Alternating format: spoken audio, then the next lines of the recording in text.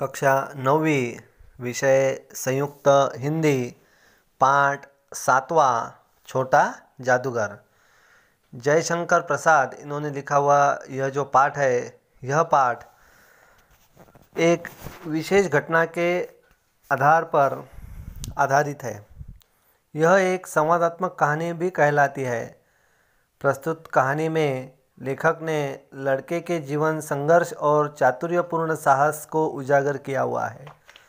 प्रस्तुत कहानी में बताया हुआ यह जो लड़का है, यह लड़का अपनी माँ के प्रति कितना लगाव रखता है, माँ के लिए वो क्या क्या करने के लिए तैयार है, यह भी यहाँ पर हमें बताया हुआ है।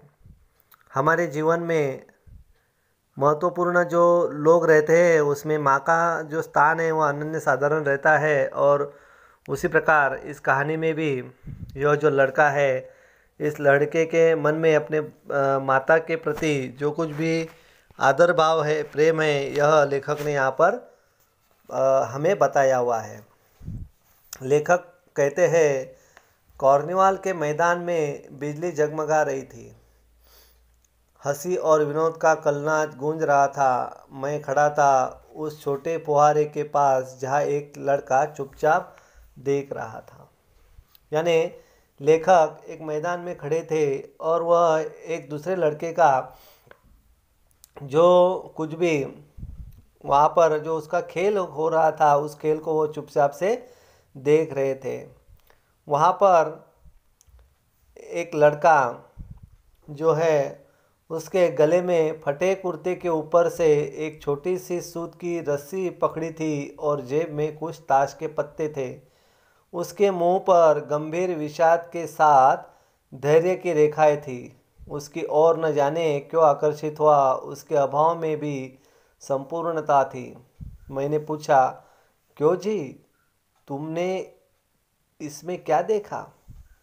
मैंने सब देखा। यह चूड़ियाँ फेंकते हैं, खिलौने पर निशाने लगाते हैं, तीर से नंबर छेदते हैं। मुझे तो खिलौनों पर निशाना लगाना अच्छा मालूम हुआ है। जादूगर तो बिल्कुल निकम्मा है, उससे अच्छा तो ताश का खेल है जो हमें सब कुछ दिखाता है। लेखक ने यहाँ पर जो घटना घटी हुई थी उसके बारे में यहाँ पर वो बता रहे हैं कि उन्हें जादू के खेल देखना यह क्या थे, बहुत पसंद थे। जादू के खेल दिखाने वाला जो वह व्यक्ति था, छोटा बच्चा था, उसकी माँ बहुत बीमार होने की वजह से उसके बीमारी के लिए बहुत पैसे लगते थे। और वो पैसे कमाने हेतु वह जो लड़का है यानी छोटा जादूगर, वह क्या करता था, लोगों को रास्ते पर खड़े होकर अलग अलग प्रकार के तमाशा वो दिखाता था। लेखक कहते हैं कि उसके मुंह पर तिरस्कार की हंसी फूटी पड़ी थी। उसने कहा, तमाशा देखने नहीं, दिखाने निकला हूँ। कुछ पैसा ले जाऊँगा तो माँ को फत्ते दूँगा। मुझे शरबत न पिलाकर आपने मेरा खेल देकर मुझे कुछ दे दिया तो मुझे अधिक प्रसन्नता होगी।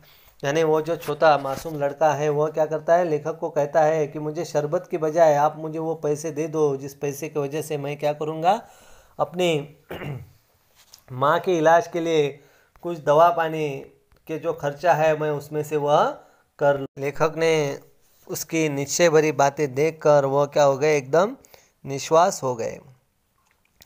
वह जो लड़का था वो पक्का निशानेबाज था। उसकी कोई गेंद खाली नहीं गई। देखने वाले दंग रह गए। उसने बाहर खिलौने को बटोर लिया, लेकिन उठाता कैसे? कुछ मेरे रुमाल में बंधे, कुछ जेब में रख लिए गए। लड़के ने कहा, बाबूजी, आपको तमाशा दिखाऊं? बाहर आइए, मैं चलता हूँ। वह 9-2-11 हो गया। मैंने मन ही मन कहा, इतनी जल्दी आँख बदल गई। मैंने घूमकर पान की दुकान पर आ गया। पान खाकर बड़ी देर तक इधर उधर टहल कर देख रहा था। झूले के पास लोगों का ऊपर नीचे देखने लगा। अकस्मात किसी ने ऊपर से हिंडोल से हुए मुझे पुकारा, बाबूजी। मैंने पूछा, कौन है? मैं हूँ छोटा जादूगर। यानी लेखक को ये जो अनुभूति है वो लेखक यहाँ पर हमें क्या कर रहे हैं, बता रहे हैं। यहाँ उसका पहला अंक खत्म होता है। इस प्रकार लेखक को वह जो लड़का है वह लड़का बार बार रास्ते पर मिलता गया और वह अपने जादू के खेल दिखाकर लेखक को रिझाते गया। लेकिन लेखक को यह सब बातें जो है वो उसे ऐसा लगता था कि यह जो छोटा लड़का है वह अपने माँ के प्रति कितना आदर रख रहा है, कितना प्रेम उसके मन में माँ के प्रति है, और वह उस माँ के लिए वह सब कर रहा है जो एकदम अस्वस्थ थी और कभी भी उसका कुछ भी बुरा हो सकता था। लेकिन फिर भी यह मालूम होने के बाद भी वह क्या करता था, अपने माता के प्रति सच्ची लगाव होने की वजह से वह उसे क्या कर रहा था, उसकी देखभाल अच्छी तरीके से कर रहा था। लेखक आगे कहते हैं कि उस छोटे से बनावटी जंगल में संध्या साय साय करने लगी थी। अस्ताचलगामी सूर्य की अंतिम किरणें वृक्षों की पत्तियों को विदाई ले रही थी। एक शांत वातावरण था। हम सब लोग धीरे धीरे मोटर से हावड़ा की ओर जा रहे थे। रह रह कर छोटा जादूगर जो है वो लड़का, वो आप बहुत दिनों से नहीं दिखाई दे रहा था, इसलिए उसका आज क्या हो रहा था, स्मरण हो रहा था। सचमुच वह झोपड़ी के पास कंबल कंधे पर डाले खड़ा था। मैंने मोटर रोक कर उससे पूछा, तुम यहाँ कहाँ? मेरी माँ यही है ना? अब उसे अस्पताल वालों ने निकाल दिया है। मैं उतर गया। उसने झोपड़ी में देखा तो एक स्त्री चिथड़ों से लदी हुई काँप रही थी। छोटे जादूगर ने कंबल ऊपर से डालकर उसके शरीर से चिमटते हुए कहा, माँ। मेरी आंखों में आंसू निकल पड़े। यानी वो जो लड़का था वह दिन भर पैसे कमाकर अपनी माँ को क्या करता था, अस्पताल के लिए वो खर्चा करता था। लेकिन इसके बावजूद भी उसकी माँ की जो तबीयत है वो क्या नहीं हो रही थी, सुधर रही थी। इसलिए अस्पताल वालों ने उसे क्या कर दिया था, अब घर पर भेज दिया था। बड़े दिन की छुट्टी बीत गई थी। लेखक को अपने ऑफिस में जाना था। कलकत्ता से मन अब ऊब गया था। फिर भी चलते चलते एक बार उस उद्यान की यानी वो लड़के को देखने की लेखक को इच्छा हो गई और वह जादूगर के घर के पास निकट आकर वह पहुंच गए। 10 बज चुके थे।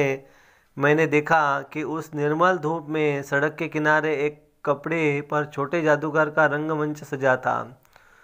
मोटर रोक कर उतर पड़ा। वहाँ बिल्ली रूठ रही थी।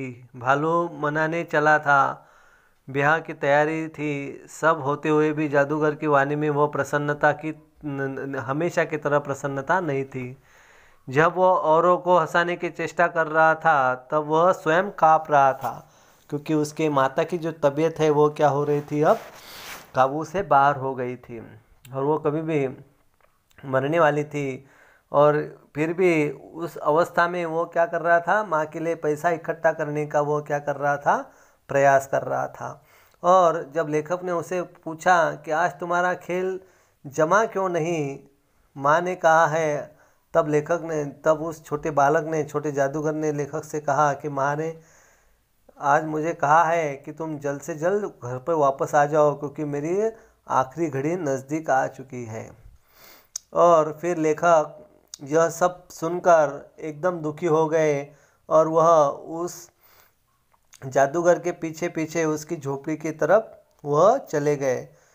कुछ दूरी पर उसकी झोपड़ी थी और जब उसकी झोपड़ी के पास वह आ गए तब उन्होंने देखा कि झोपड़ी के पास पहुंचकर जादूगर दौड़कर झोपड़ी में मामा मामा को पुकारकर एकदम अंदर घुस गया। और उसने देखा कि उसकी जो माँ थी वो क्या हो गई थी, मर गई थी। और वह सब देखकर वह क्या कर रहा था, उस छोटा बालक जो यानी छोटा जो जादूगर है वो उसे लिपट लिपट कर क्या हो रहा था, रो रहा था। इस कहानी के माध्यम से लेखक ने छोटे जादूगर के मन में अपने माँ के प्रति कितना लगाव है, कितना प्रेम है, यह हमें बताने का प्रयास किया हुआ है। आशा करता हूँ कि आपको यह कथा जो है वह भाई होंगी। तो यह कथा आप लोग अच्छी तरीके से पढ़ लो और उसका ऊपर का जो स्वाध्याय है उसे छुड़ाने का